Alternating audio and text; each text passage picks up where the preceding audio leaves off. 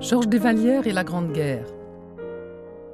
Peintre jusqu'à près de 90 ans, Georges Desvallières, né en 1861 et mort en 1950, a traversé les trois guerres de 1870, 1914 et 1940.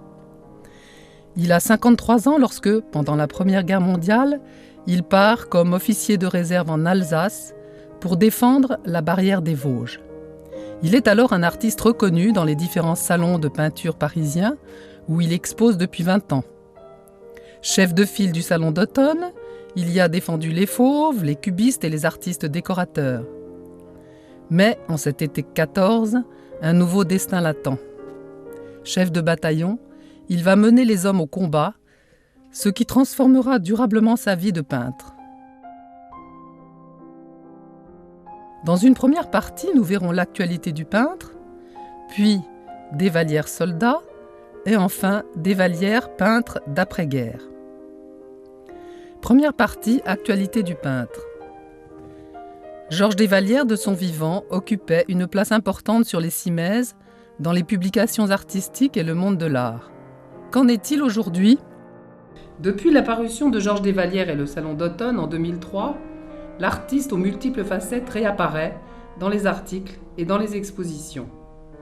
À l'occasion de la parution du catalogue raisonné, une importante rétrospective se tiendra de mars à juillet 2016 au Petit Palais de Paris, là même où l'artiste a lancé le premier salon d'automne. Déjà, en novembre 2009, un étonnant sujet mythologique de 3,50 m sur 2,50 m trône au musée des Beaux-Arts de Reims. Apollon apparaît dans le soleil, étend une branche de laurier vers une Daphnée peu habituelle. Au même moment, au musée des Beaux-Arts de Nantes, l'exposition Fascinante Italie présente une de ses plus belles œuvres, Sonneur de trompe. En octobre 2008, lors de l'exposition Le mystère et l'éclat, pastel du musée d'Orsay, les deux plus grands pastels sont ceux de Desvallières. Je vous laisse admirer les femmes de la toilette de Nausicaa et les hommes des tireurs à l'arc. Pour ces nus, dit Desvallières, j'ai fait beaucoup d'études d'après nature. J'admirais fort Rodin, le sentiment qu'il avait du corps humain.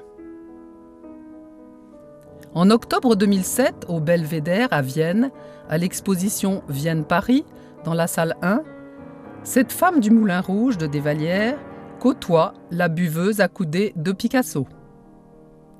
La détresse de ces femmes que Desvallières dépeint depuis son passage à Londres en 1903 l'interpelle au plus profond de son être et va le mener à sa conversion de 1905. Désormais, le peintre voit, à travers les détresses qu'il observe, le Christ incarné partageant les souffrances de l'humanité. Ce tableau, exposé au Salon des Indépendants en 1906, fait couler beaucoup d'encre. Léon Bloy dira « Vous avez fait ce que personne aujourd'hui ne saurait faire. Vous avez fait un Sacré-Cœur à pleurer et à trembler. Vous avez déchaîné un lion. Le cœur de Jésus avait besoin d'un peintre. À force d'amour et de foi, vous avez été jugé digne d'entrevoir le pélican rouge, le pélican qui se saigne pour ses petits. » Vision du Christ de la Passion couronnée d'épines, ouvrant de ses deux mains son cœur, au-dessus de Paris-Pigalle. Vision de celui qui donne sa vie pour ses frères, comme le berger donne sa vie pour ses brebis. Ce sera la vision religieuse du peintre sur la guerre, où le soldat fait le don de sa vie. Et nous allons y venir. Mais avant, je voudrais citer en dernier lieu l'exposition sur l'art déco au musée des Beaux-Arts de Reims en octobre 2006. Desvallières est alors remise à l'honneur par son conservateur, David Liot, qui expose plusieurs œuvres majeures. Voici le magnifique triptyque de la Sainte Face, dont il a obtenu le prêt du musée du Vatican, ce qui est rarissime. Voici la tapisserie La Victoire, la France de 1918, exposée à nouveau à Reims en 2014, pour l'exposition commémorative sur la Grande Guerre. Elle nous intéresse tout spécialement aujourd'hui. La Victoire brandit un sceptre fleuri, contre son épaule un chasseur alpin, enveloppé dans le drapeau tricolore, nos ossuaires des soldats morts reposent dans la lumière. Cette imposante tapisserie nous amène à notre deuxième partie. Desvallières soldat. Sa nature l'a déjà poussé à mener plusieurs combats. Combat du Salon d'automne, largement décrit dans mon livre de 2003, où il a défendu les peintres de talent qui n'avaient pas accès aux salons officiels et qu'il a accrochés lui-même au Simèse sous le feu des critiques. Combat pour les femmes. En exposant ces fameuses femmes de Londres et du Moulin Rouge, il combat pour les libérer de l'esclavage des noctambules londoniens et parisiens. Après sa conversion, nouveau combat, il veut renouveler l'art chrétien et y entraîner les jeunes artistes. Mais nous sommes début août 1914 et Desvallières va mener le grand combat de sa vie. À 53 ans, il part sur le front d'Alsace à la tête d'un bataillon de chasseurs. Comment en est-il arrivé là ?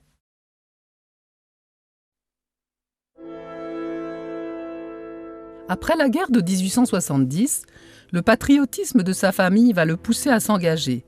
Parallèlement à sa vie d'artiste, il suit des préparations militaires depuis l'âge de 19 ans.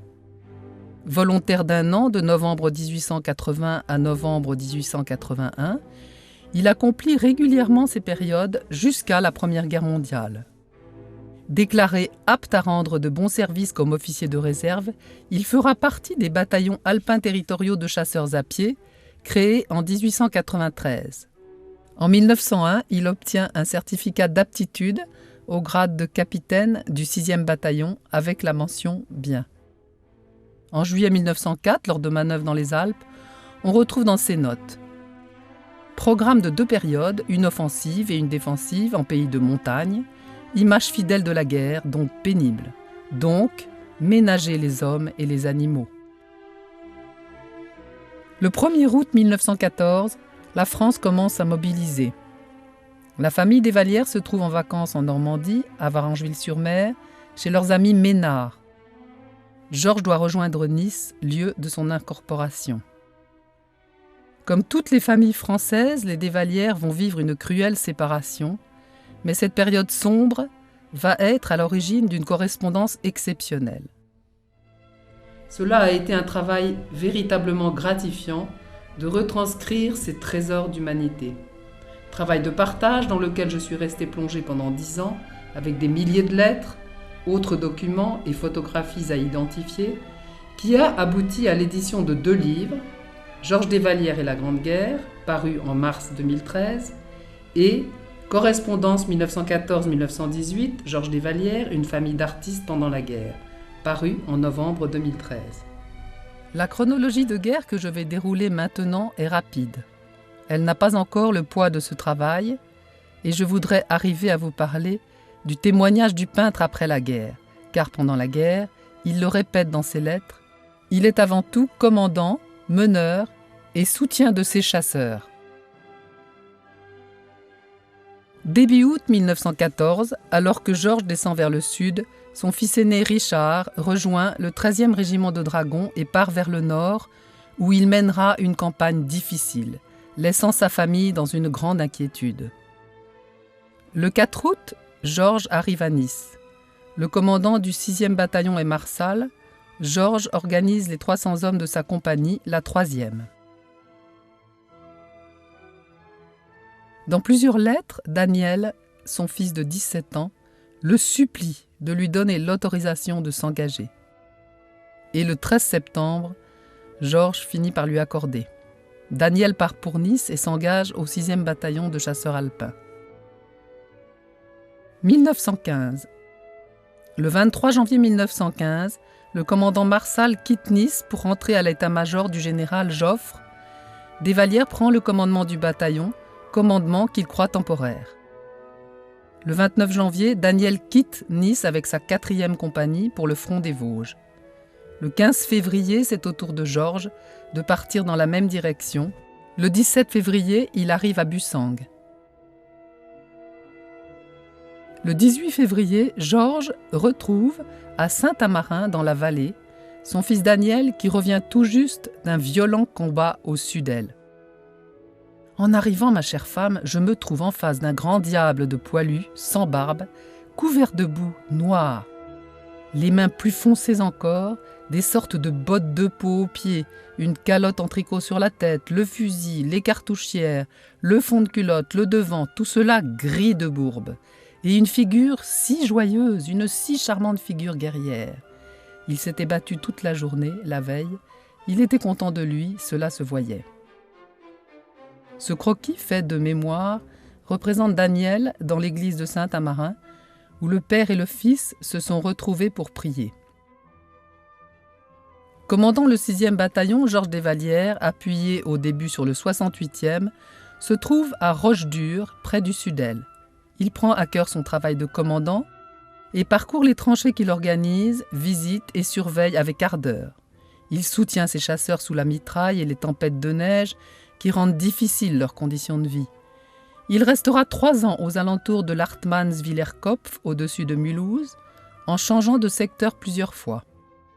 Après leur rencontre à Saint-Amarin, Daniel a quitté le secteur du Sudel pour monter vers le nord, où les combats sont très rudes.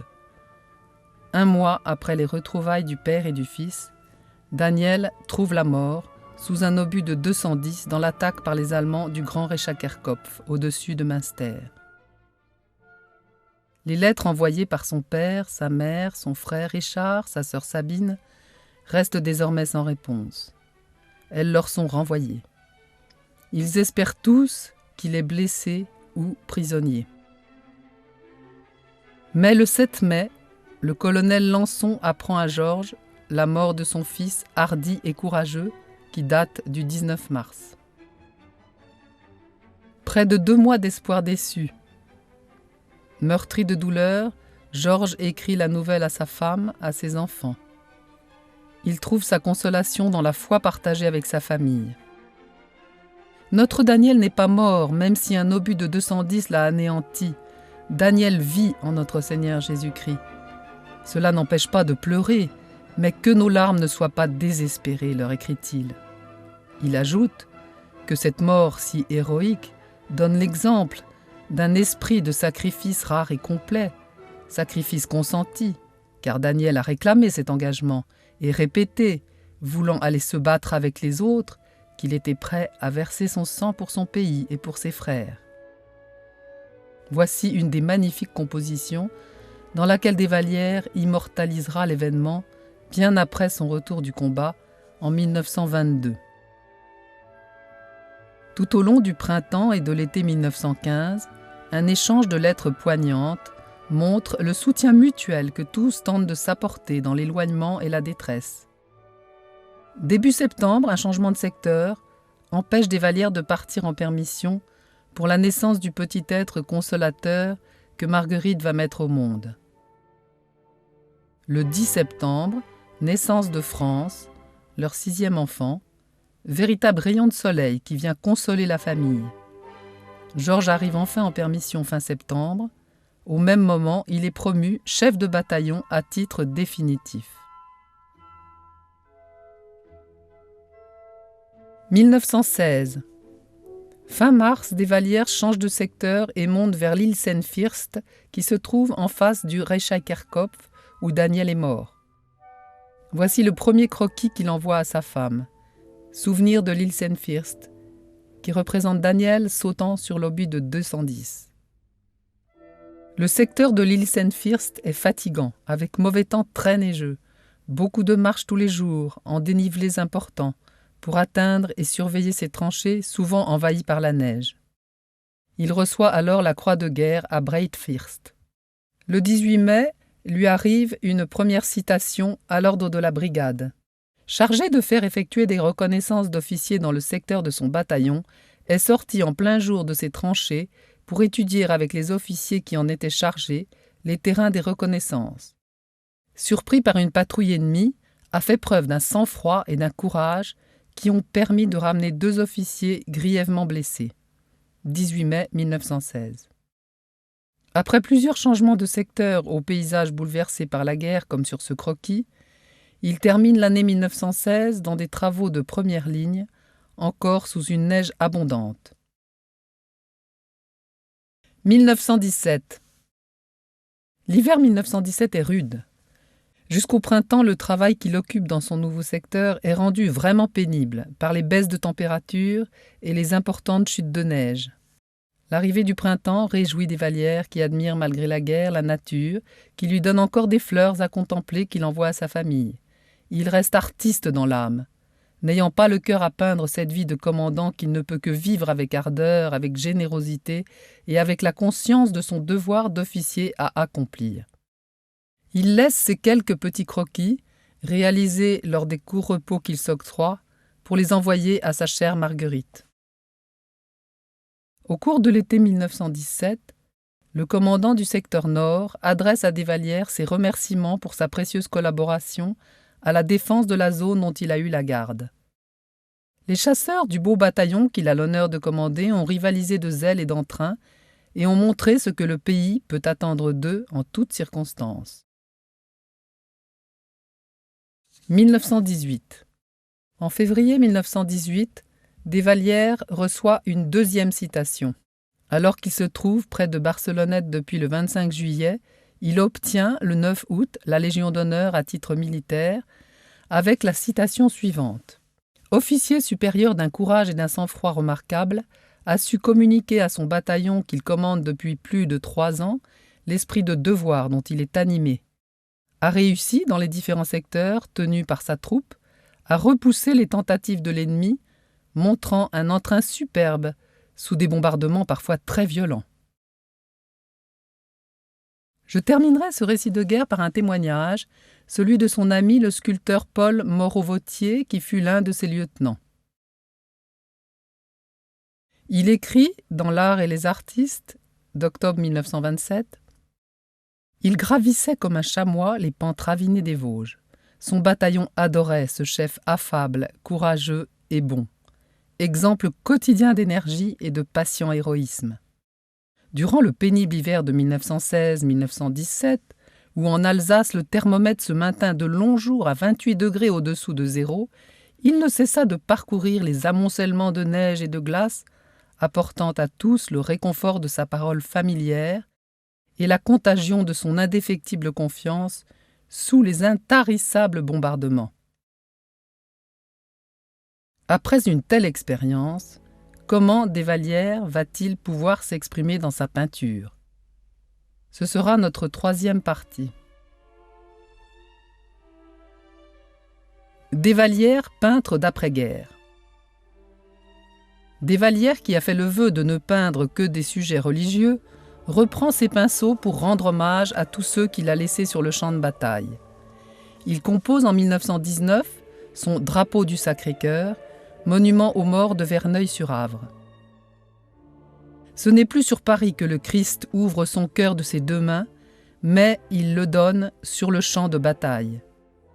Sur fond du ciel noir de cette guerre sanglante qu'il vient de traverser, au sommet d'une montagne recouverte d'un enchevêtrement d'arbres déchiquetés et de fils de fer barbelés, Desvallières place le Christ de la Passion. Il brandit son cœur dans la main droite et le pose sur le blanc du drapeau tricolore. Le manteau et le béret de Daniel reposent au-dessous sur sa carabine, ainsi que les 2 roses qu'il portait à la boutonnière à son départ de Nice.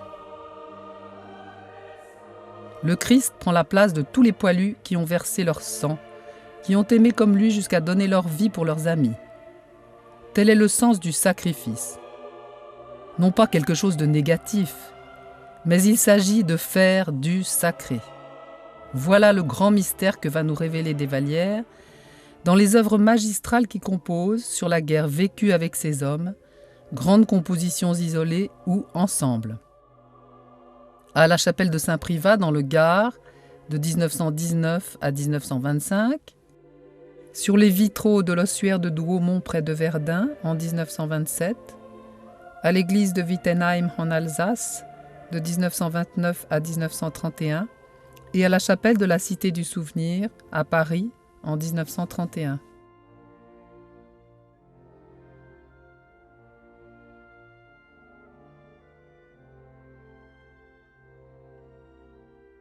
Nous allons découvrir ensemble aujourd'hui son premier témoignage, la chapelle de Saint-Privat dans le Gard. De 1919 à 1925, Desvallières consacre son énergie de peintre témoin de la guerre dans la composition et la réalisation de la commande que son ami Jacques Roucher lui fait à son retour du front pour la chapelle de son château de Saint-Privat dans le Gard. Desvallières raconte lui-même comment il en est arrivé là. Quand la guerre arriva, Roucher me rendit encore un bien grand service, car pendant cette période, je n'ai pas besoin de vous dire que je ne m'occupais guère de peinture. Je m'interdisais d'ailleurs toute espèce d'observation du drame qui pesait autour de moi. Et même je me disais, je ne ferai plus que des vierges roses et bleues. Je reviens à Paris lors de la démobilisation et je rencontre Roucher. « Enchanté de vous voir, j'ai justement une chapelle dans le Midi et je voudrais y placer un tableau. » Je pensais, voici le moment de placer ma petite vierge rose et bleue. Il ne me laisse pas le temps de finir. Un tableau sur la guerre. Patatras, il avait raison. Je voulais garder en moi-même l'histoire des grandes angoisses, des deuils, des tristesses, des chagrins et des misères de toutes sortes, et garder une tenue qui empêcherait toute espèce de faiblesse. J'aurais continué cette manière de faire, et je crois que j'aurais manqué à mon devoir.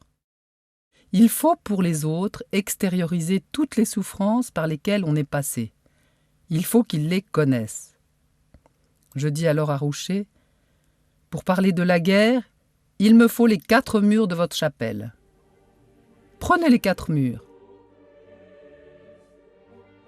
Saint-Privat, 1919-1925, voici les 3 panneaux que vous découvrez en entrant dans la chapelle. Au centre, le panneau du chœur, photographie 1. Dieu le Père accueille les 2 sacrifices. À droite, photographie 2, le sacrifice des poilus.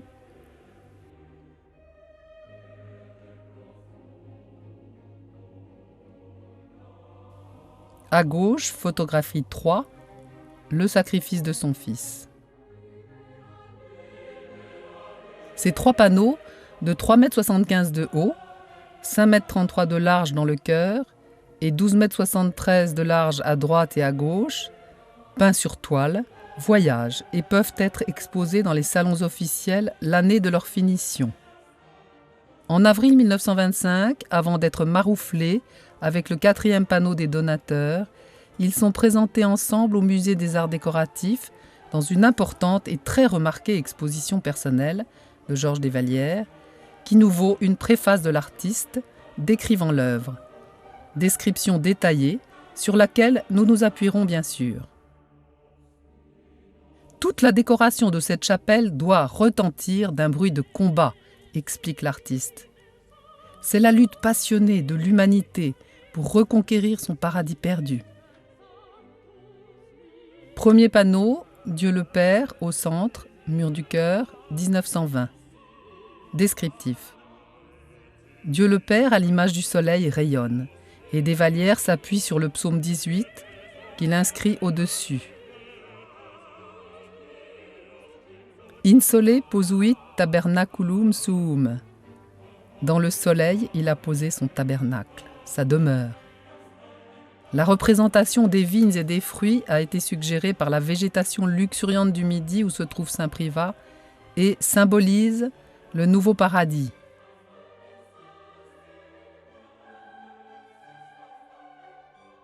Le Père accueille dans son paradis de sa main ouverte, dans le manteau de miséricorde de Jésus et de Marie, le soldat et l'infirmière. À genoux devant Dieu, égaux dans le sacrifice et purifiés par lui, le nouveau couple participe à la rédemption. Redemptio, inscrit en bas à droite par le peintre. Par contre, de son poing fermé, le Père repousse Adam et Ève, séduits par le serpent, symbole du mal. Perdus par la désobéissance, par l'oubli de l'amour divin, ils sont empêtrés dans les ronces de leur faute, culpa, inscrit en bas à gauche, chassés par l'archange du paradis terrestre. Ce panneau, Dieu le Père, a la particularité d'avoir été transporté aux États-Unis et exposé en avril 1923 au Carnegie Institute à Pittsburgh. Desvallières fait partie du jury de cette exposition internationale. Il est accueilli triomphalement aux États-Unis comme peintre, héros de la guerre de 1914, voyage mémorable que nous ne faisons qu'évoquer à cause du temps. Voyez cet article parmi d'autres du 16 mars 1923 du Pittsburgh Sun. Noted French artist is coming here soon. Desvallières, famous painter and soldier. L'article rapporte la dernière citation du 9 août 1918 que je vous ai lue tout à l'heure. Lors de l'exposition, le New York Times Magazine parlera de la toile la plus saisissante des toiles françaises qui fait que les autres toiles semblent très loin de l'âme de l'art. Deuxième panneau, le sacrifice de la guerre, mur de droite, 1922. Descriptif. Le Christ au centre du combat tient le drapeau de la France et y met son cœur qui a tant aimé les hommes. Dans son cœur est présent celui de tous les combattants. Dans une nature défigurée, il apparaît au milieu d'un éclatement d'obus, reprise du drapeau du Sacré-Cœur de 1919. Tous ceux qui se sont sacrifiés au combat, la foule des héros, il les entraîne dans son élan, de l'enfer des sombres tranchées vers une montée lumineuse au ciel. En bas, le peintre inscrit de gauche à droite « L'Ascension » 1914, « Le Sacrifice »,« L'Assaut » 1918. Et Desvallières retrace la guerre qu'il a vécue dans les tranchées des Vosges. À droite, il surveille l'assaut avec ses vétérans, derrière les arbres catastrophes, comme il les appelle par rapport à la nature défigurée. Et à gauche, c'est l'ascension des soldats. Les poilus, soutenus par les infirmières qui les accompagnent dans leur souffrance et dans leur mort, sortent des tranchées comme s'ils sortaient déjà de leur tombeau. Ils sont accueillis au paradis par les clairons des anges. L'âme, représentée par une petite figure blanche, s'évade de la prison du corps et, enfin libre, dans la paix du ciel, elle voit la vérité. En haut, sur toute la longueur, le peintre reprend le psaume pour donner le sens de ce qu'il a exprimé sur la toile. Laqueus contritus est et nos liberati sumus. Le filet s'est déchiré et nous avons été libérés. Troisième panneau, le grand sacrifice du calvaire, mur de gauche, 1924. Descriptif. Desvallières met en parallèle l'histoire de la guerre et l'histoire biblique et place, en face du sacrifice du poilu, le sacrifice du Christ. Sur fond de ciel tragique, le Christ sur la croix, encadré par les deux larrons, domine la scène biblique et attire vers lui toute l'humanité qui lutte dans la douleur. L'artiste inscrit en bas « Tout est consommé », la dernière phrase du Christ sur la croix. Il a achevé sa mission. À droite du calvaire, le premier crime de l'humanité, celui de Caïn et Abel, dont les noms sont inscrits sous la scène. Caïn porte la main sur son frère Abel, symbole de toutes les guerres. Le troupeau d'Abel se disperse, c'est toute la désolation qui en résulte. Isolée, une brebis crie sa détresse, tournée vers la croix. Brebis égarée qui recherche et retrouve son berger. Au fond, c'est le déluge avec l'arche de Noé. Au milieu, au pied de son fils crucifié, la Vierge s'évanouit dans les bras de Saint Jean. Marie-Madeleine manifeste son repentir. À gauche, le païen reconnaît la divinité du Christ. Les soldats derrière sont les chrétiens armés pour un combat spirituel, témoigner auprès des hommes jusqu'où va l'amour divin. Puis les saintes femmes, citées nommément par le peintre, viennent au tombeau. À l'écoute de l'ange qui leur annonce la résurrection, elles sont éblouies par le rayonnement divin. C'est la lumière de la vie dont elles sont les premiers témoins. Quatrième panneau, au fond, les donateurs. Derrière le grand rideau de l'opéra que Jacques Roucher dirige, la famille Roucher regarde la scène que je viens de vous décrire. Voici, à gauche de la porte, Jacques et Berthe Roucher, les donateurs, leur fille, infirmière pendant la guerre, et ses deux enfants.